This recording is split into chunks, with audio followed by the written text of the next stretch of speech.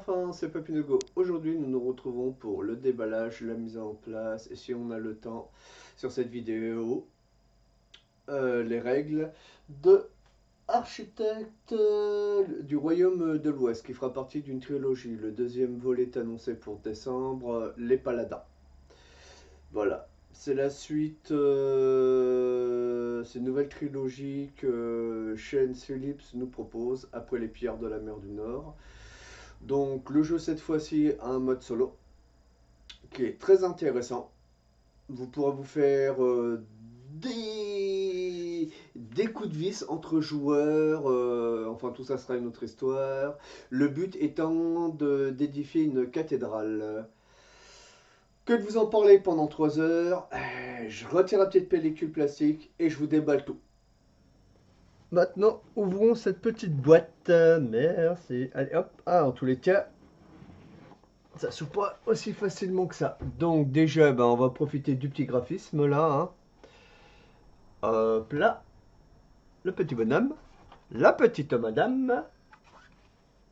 Le garde. Oula, avec sa balafre sur la tronche, lui, faut pas aller l'embêter. Hein.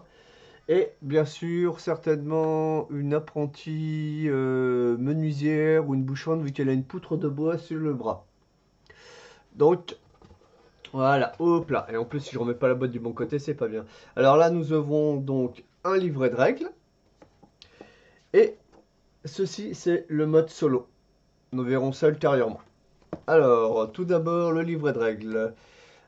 Alors, hop là, je tombe sur la page. Voilà, là vous avez donc comme d'hab l'introduction, le but du jeu, toute la liste des composants, ici et là. Voilà. Après nous aurons donc la mise en place, hein. Comme d'habitude. C'est quand même pas trop mal aéré. Hein. Nous avons le choix entre une mise en place standard et une mise en place alternative. Ah, donc deux possibilités de jouer. Certainement, le côté alternatif, ça sera pour les joueurs plus expérimentés. Alors, les premières parties, déroulement d'une partie. J'aime bien, c'est aéré, il y a quelques dessins. Voilà. Après, placement sur le plateau, l'entrepôt royal, l'atelier, là où vous positionnerez les personnages qui viendront vous donner un coup de main tout au long de l'aventure, que vous acquérez en fonction de ce qui vous sera demandé. Encore, c'est les mises en place qui a l'air d'être un peu long. Emplacement. Ah non, ce sont les emplacements depuis tout à l'heure. Ok, je sais pas pourquoi j'ai les mis en place. La fameuse cathédrale à construire, voilà. Qu'est-ce que nous aurons donc encore? Construction d'un bâtiment ou de la cathédrale, voilà. Les avancées du chantier. La piste des vertus qui sera importante. Ah, le marché noir. Fin de partie, le scoring final, voilà, qui se tient sur 2 pages, parce qu'il y aura pas mal de choses à compter. En plus, ils vous mettent un exemple, un voire 2 exemples pour compter, donc c'est pas trop mal. L'aide mémoire, c'est quoi? Mise en place rapide et standard, ok. Et donc là, ça serait par rapport au nombre d'ouvriers, ce que l'on doit avoir. Enfin, on en sera plus tout au long de cette vidéo. Ici, alors le mode solo, il se compose de quoi? Ok, la liste des capacités apprentis. Ok. Les embauches. Ok, c'est bien, c'est comme le Pôle emploi. Après, les effets de chaque bâtiment. Ça, c'est très intéressant. Après, nous avons quoi? Le fameux mode solo. D'accord, la mise en place. Nous avons droit entre Constantine et sa petite sœur. Et d'après ce que j'ai vu dans certaines parties, la petite sœur, c'est pas un cadeau, quoi. Constantine est le plus simple. Mais si on veut plus de challenge, on prend la petite, la petite sœur. Et par contre, on peut aussi rajouter le bot à 2 joueurs pour faire un 3e joueur fictif. Et ça sera tout aussi intéressant. Et la mise en place alternative, voilà. Donc je trouve qu'ils ont pas trop mal travaillé le système. Alors ça, contrairement aux pillards de la mer du Nord, vous aviez des pièces en métal. Là, il faudra les acheter en supplément, sauf si vous avez Kickstarter le jeu où vous l'aviez en plus. Donc ce seront peut-être, et oui, donc les seuls éléments, ça c'est la monnaie. Mais comme en décembre, ils vont sortir les paladins, donc je subodore qu'il y aura de nouveau les pièces en métal de disponibles. Donc à ce moment-là, j'achèterai ça avec les paladins. Ouais.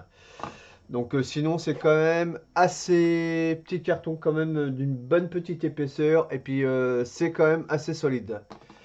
Donc après, nous aurons donc les fiches de perso.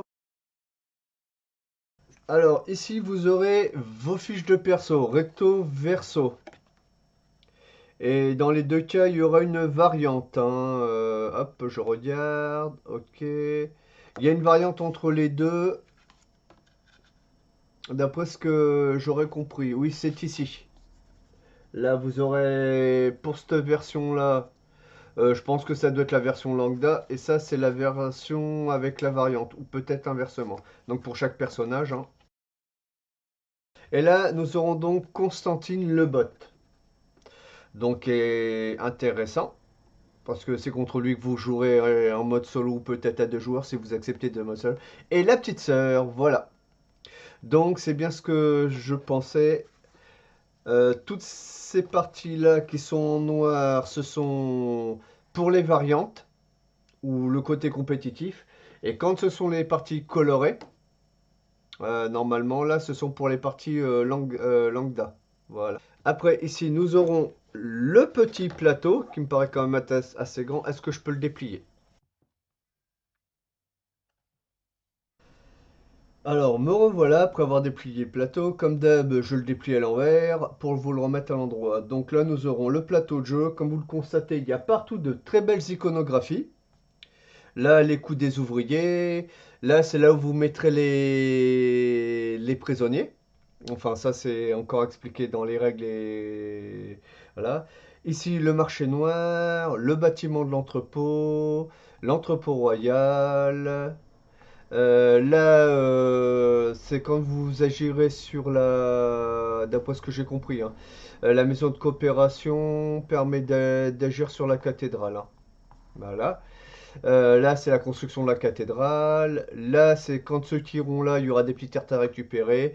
Les mines, la carrière, l'orfèvrerie, le bois. Voilà, on a fait à peu près le tour de tout ce qu'il y avait à voir. Et là, c'est l'emplacement des bâtiments. Comme vous voyez, il y aura des grandes cartes et des petites cartes. Nous allons avoir les cartes. Alors, pour celle-ci, c'est pas compliqué. Un petit coup de tuteur. Et hop là, ça va tout seul. Alors, je reviens pour ce paquet-là. Donc, ça, ce sont des multiplicateurs. Voilà. Il y en a 6 x 5 x 10. Ceci sera donc les cartes que vous aurez au marché noir. Recto verso, hein. Donc en fonction de la carte, voilà. Voilà.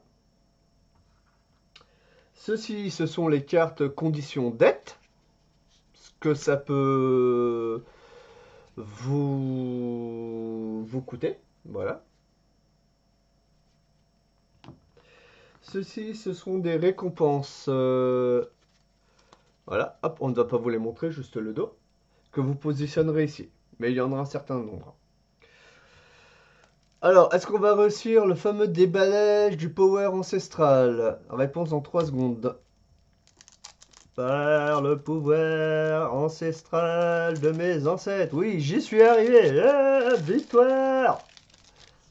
Alors, tout d'abord, nous allons commencer par ceci. Donc, variante à deux joueurs, enfin, le jeu à deux joueurs contre le bot. Les règles en mode solo, enfin, les petits résumés, les petits récapitulatifs, là c'est pareil, hein. Donc c'est un aide-mémoire pour soit le mode solo tout seul, soit jouer à deux joueurs contre le bot. Ça, je ne vous les montrerai pas parce que ce sont les cartes que vous utiliserez par rapport au bot. Je vais pas vous... Voilà. Donc vous retournez la première carte, vous appliquez l'action, c'est pour le bot. Et vous jouez normalement la partie. Voilà. Alors, ceci, ce sont les cartes bâtiments. Voilà. Donc, grosso modo, le coût. ce que ça vous rapporte. Et ça, c'est le petit bonus que vous aurez durant la partie ou en fin de partie. Ça, ce sont les apprentis. Donc, je vous en sors un au hasard. Voilà. Donc là, c'est pareil, c'est ce que ça pourra vous apporter. Et ça doit être normalement... Ah, là, avec le petit éclair, ce sera immédiat. Donc, ça vous apportera un point de vertu ici. Donc, maintenant, nous allons passer aux petits ouvriers. Enfin, au token, voir ce que nous avons. Donc, là, nous avons un certain nombre de couleurs de tokens. Du bleu, du rouge, du vert, et du violet. Voilà, donc je regarde. Bon, tous les tokens sont identiques, hein, je vous en sors qu'un. Voilà, ça c'est pour vos pions de personnages. Et voilà. Donc, bonne petite épaisseur de bois quand même, hein, on notera. Voilà, le petit bonhomme bleu. Donc ça, comme tout le monde le sait, le bleu, ça sera la couleur à papy. Après, nous aurons donc de l'or, du marbre, du bois. Alors là, ça sera certainement débris, ou peut-être la pierre d'indiquer, et là du fer. Alors, voyons voir de plus près toutes ces petites choses-là. Alors, tout d'abord, on va commencer par le morceau de bois. Voilà, comme vous pouvez le constater, hein. Petite épaisseur aussi, et ça ressemble à un petit morceau de bois. Alors ça, quand je disais de la brique, je dirais plutôt de l'argile, hein. Fini, ça ressemblera à une brique d'où c'est le petit côté carré. Voilà. Là, c'est l'or que vous avez en forme de lingot. Ici, ça sera donc la pierre.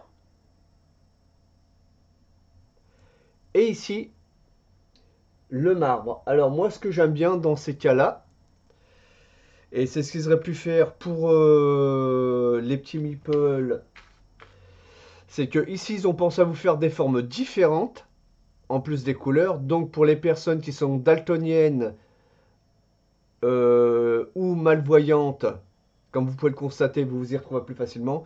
Que là, pour les personnes qui sont malvoyantes ou pour les malvoyantes, ça changera pas grand-chose. Par contre, pour les daltoniens, ça posera un souci de savoir quelle est leur couleur. Voilà, donc je pense qu'ils auraient pu faire un petit repère dessus.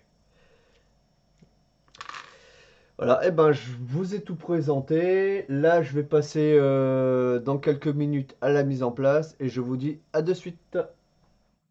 Mise en place de architecte du Royaume de l'Ouest. À la gauche du plateau, vous placerez toutes les ressources, le marbre, l'or, le bois, l'argile, la pierre et l'argent. À la gauche du plateau, vous placerez donc à cette hauteur-ci, qui est le garde de corps, non, le corps de garde, autant pour moi, les conditions d'aide.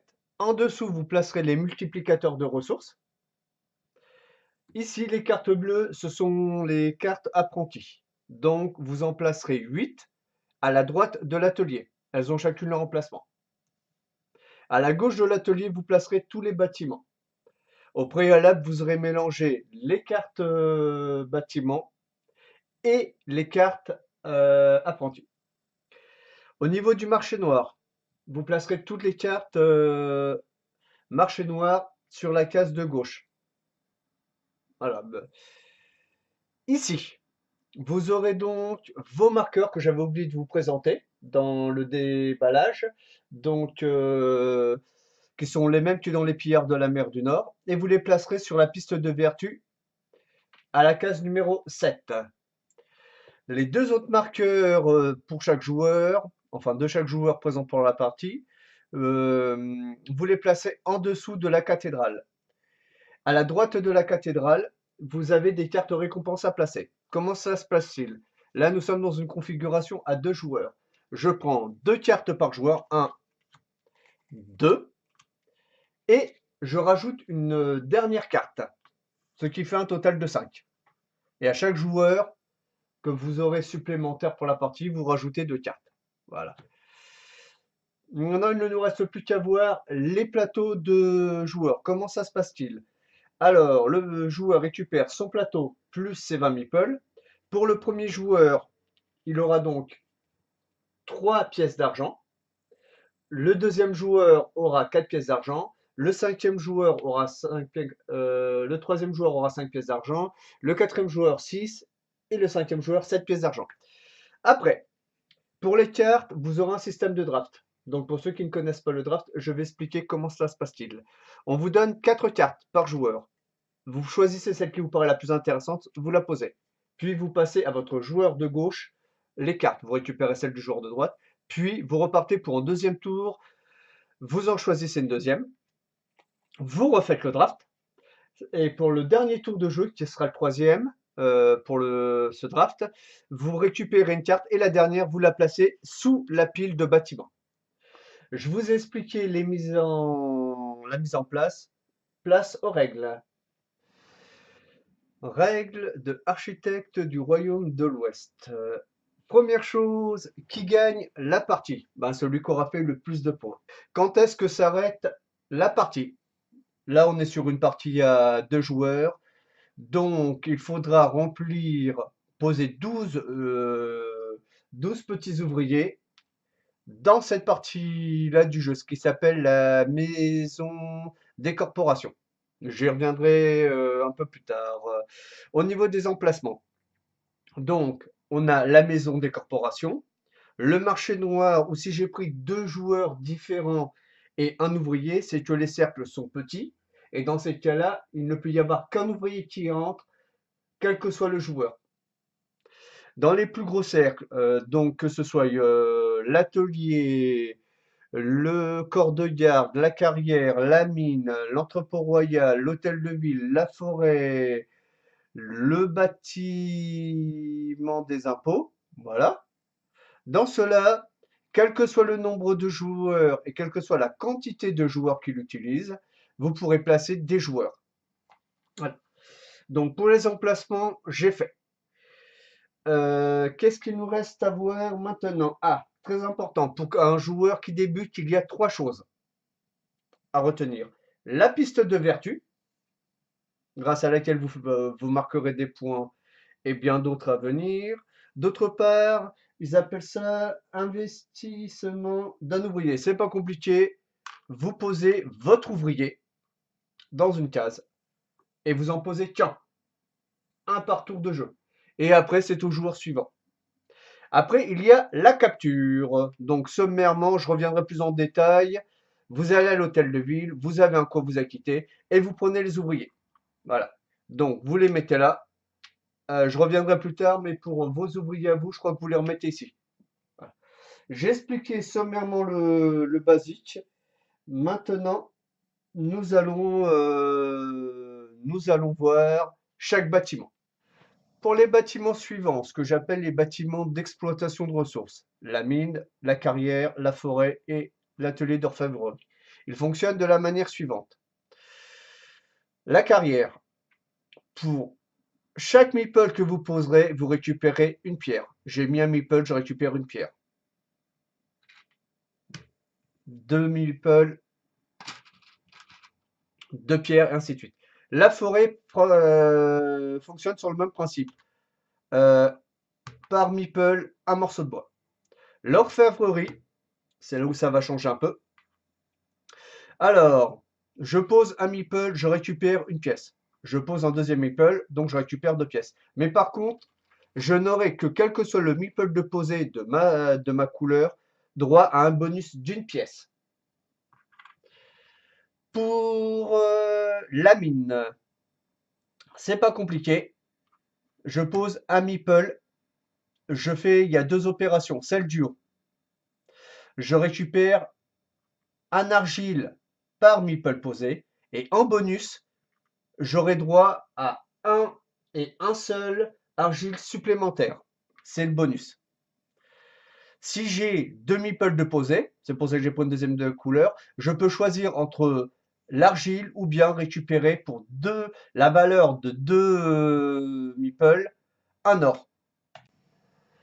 En ce qui concerne le bâtiment atelier, donc 2 actions possibles, acheter un apprenti ou acheter des bâtiments. Comment ça se passe? Concernant les apprentis, vous devrez vous acquitter de 4 pièces d'argent de la manière suivante. 2 iront à la maison des impôts et 2 iront dans la réserve d'argent du jeu. Voilà. À partir de ce moment-là, en fonction du nombre d'ouvriers que vous avez positionné ici, vous pourrez aller chercher les ouvriers. Première colonne jusqu'à un ouvrier. Vous pourrez récupérer soit celle du haut, soit celle du bas. La deuxième colonne, ici, c'est jusqu'à 2 ouvriers. Et donc, soit celle du haut, soit celle du bas. Pour la troisième et quatrième colonne, pour le moment, bleu ne peut pas y aller. Et pour avoir accès aux colonnes suivantes, il va devoir poser une pièce ici et une pièce là pour, admettons, récupérer la patronne qui est ici. S'il voulait récupérer la marchande là-haut, c'est dans la colonne du haut qu'il met. Il récupère la carte qui l'intéresse. Voilà. Et il la remplace par une autre. Dans le cas où rouge arrive après, et que pour lui, ben, il pose un petit meeple dans le cercle atelier. Il récupère la patronne. Ça tombe bien, la condition respectée. Pour un meeple. Et il récupère la pièce qu'il mettra dans son inventaire. Voilà. Et l'ouvrier vient là et on remplace la carte. Je les mets de dos, c'est juste pour faire les cartes renversées. Pour les cartes remplacées. Autant pour moi. Sinon, la deuxième possibilité, c'est d'acheter des bâtiments.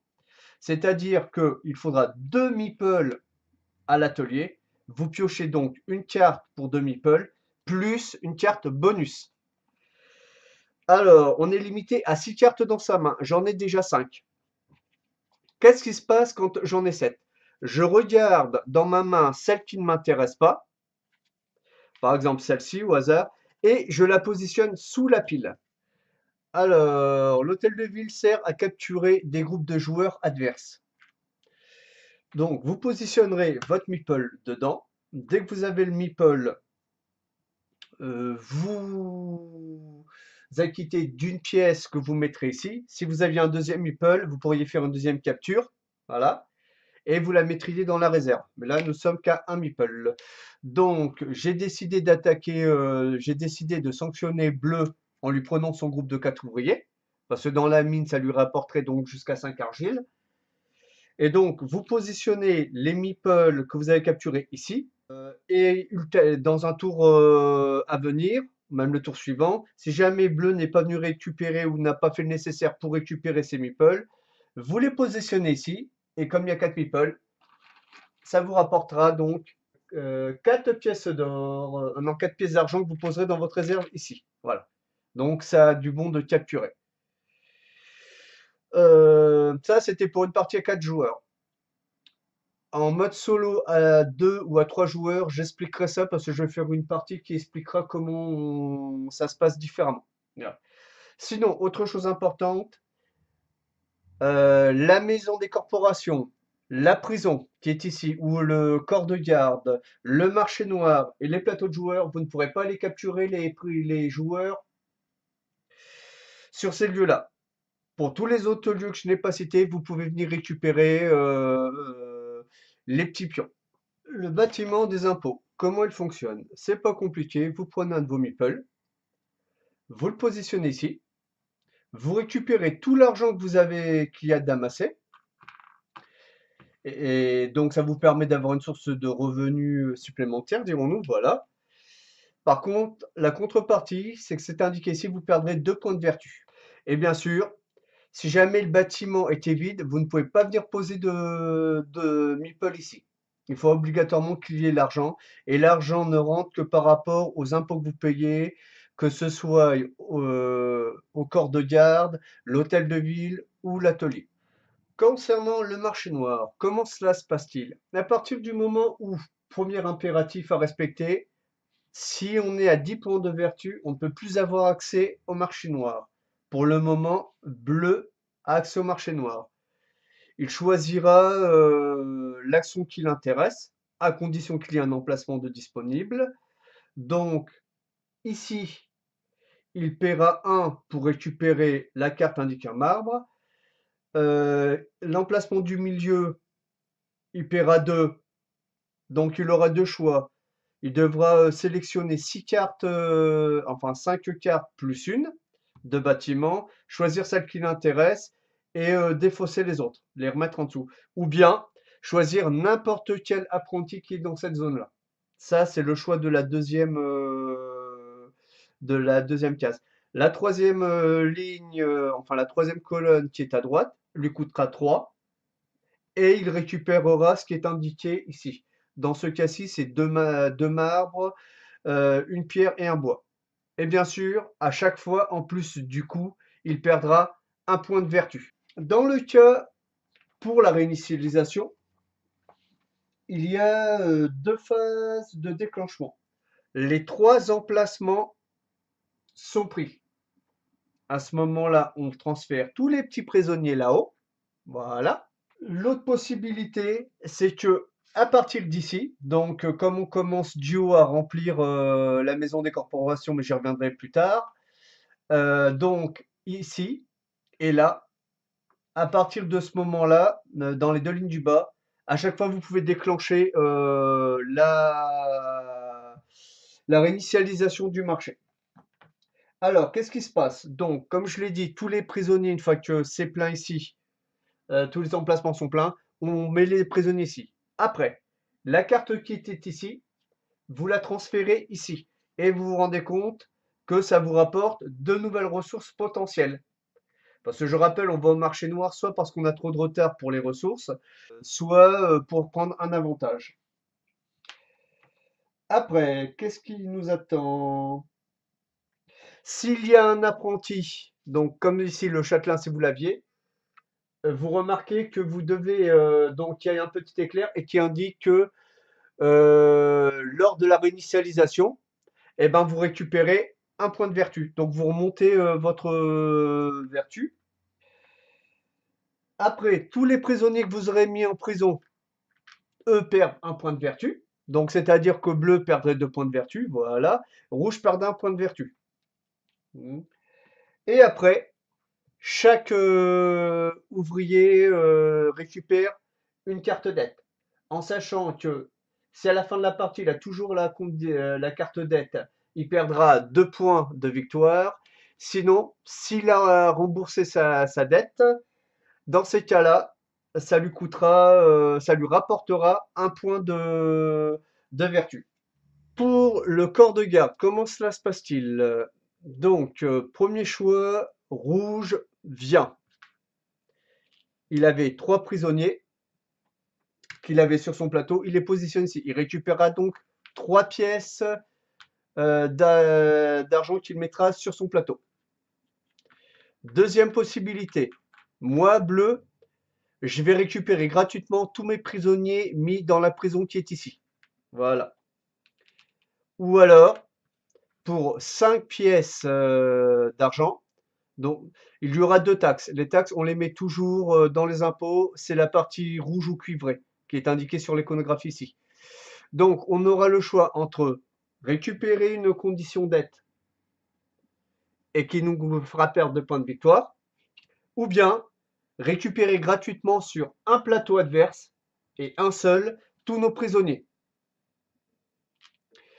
La dernière possibilité, qui est la quatrième, pour 6 pièces d'argent, dont 3 qui iront en taxe ici, je peux me débarrasser d'une dette. C'est-à-dire que je retourne ma carte, elle est débarrassée et je gagne un point de vertu. Pour la maison des corporations, comment cela se passe-t-il? Alors, la maison des corporations, on peut soit construire un bâtiment qui nous rapportera des points de victoire, soit construire la cathédrale, c'est-à-dire qu'on montera au fur et à mesure. Après, on positionne d'abord un ouvrier ici. Dans le cas où nous sommes à 2 joueurs, nous n'utiliserons que les 3 premières colonnes de gauche. Un deuxième ouvrier posé ici, un troisième est posé ici, puis le quatrième, on passe à la ligne en dessous, et ainsi de suite jusqu'à finir le 12e ouvrier qui est la condition de fin de partie à de joueurs pour l'avancée de la cathédrale. Il y a plusieurs choses à tenir compte. Alors, la première, c'est pour chaque niveau, vous commencez tous ici. Pour le premier niveau, il faudra se débarrasser d'une carte, comme pour chaque niveau, et en plus d'un certain coût de ressources. À partir du niveau 2 et du niveau 4, on vous demande de vous acquitter d'un certain nombre de ressources. Exemple, pour le niveau 2, on va vous demander de vous acquitter de 4 ressources. Bois, pierre ou un mix des deux. Pareil pour le niveau 4, mais à ce moment-là, c'est 8 ressources dont on va vous demander de vous acquitter. Et à chaque fois que vous montez un niveau, vous récupérez une de ces cartes-là qui vous accorde un bonus. Dans le cas où il n'y en ait plus, vous gagnerez un point de vertu, qui vous permettra de remonter votre vertu. On arrive ici. Le niveau 3 étant bloqué par rouge et bleu, jaune voudrait aller au niveau 4. Il est impossible d'y aller tant que rouge et bleu bloquent la zone. Donc ça peut être une possibilité aux joueurs de bloquer la partie. Sinon, il faudra attendre que bleu ou rouge, je vais prendre bleu, monte pour que jaune puisse payer le coût de ce qui lui est demandé de manière à pouvoir monter d'un niveau. Sur la piste des vertus, je suis au maximum, donc je marquerai des points en fin de partie, c'est une chose. Mais à partir de ce moment-là, on défaussera gratuitement les conditions d'aide que l'on a, enfin les cartes d'aide. Voilà. De 10 points et plus, je rappelle, on ne peut plus aller sur le marché. À partir de 5 points, on commence à perdre de 5 points de vertu, on commence à perdre des points de victoire, de fin. À 4 points de victoire, à 4 points de vertu, on ne peut plus et moins. On ne peut plus aller à la cathédrale pour faire l'avancée des travaux. À 3 points de vertu et 2 points de vertu, on enlèvera une taxe de ce que l'on doit payer.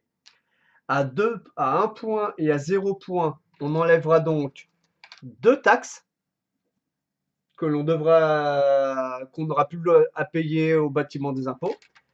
Et à partir de 0 point, on peut piocher des conditions d'aide sans que ça nous coûte le moindre point de vertu.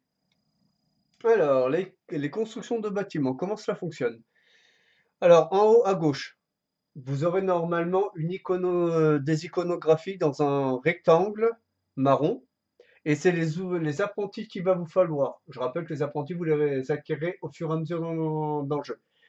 Sur cette carte-là, vous en avez, sur celle-là, vous n'en avez pas. Ce qui veut dire que vous pouvez être amené à construire le bâtiment. Ici, c'est les ressources qu'il va vous falloir pour vous acquitter du bâtiment à construire. Ici, ce sont les points de victoire que ça vous rapportera en fin de partie. Ici, c'est un effet immédiat vu que vous avez la foudre. Et si vous avez le drapeau, c'est en fin de partie.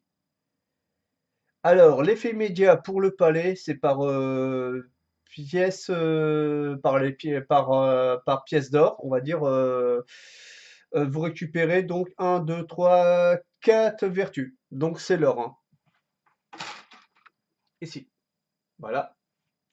Et celle-là, en fin de partie, par vertu que vous avez, vous défaussez 2 conditions d'aide. Décompte des points.